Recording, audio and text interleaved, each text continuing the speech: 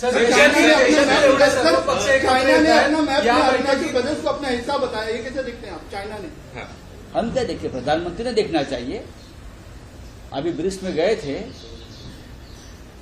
तो चाइना के प्रीमियर को मिलकर आए हैं, गले लगाए हैं हमेशा की तरह, और उसके बाद ये चाइना का मैप आता है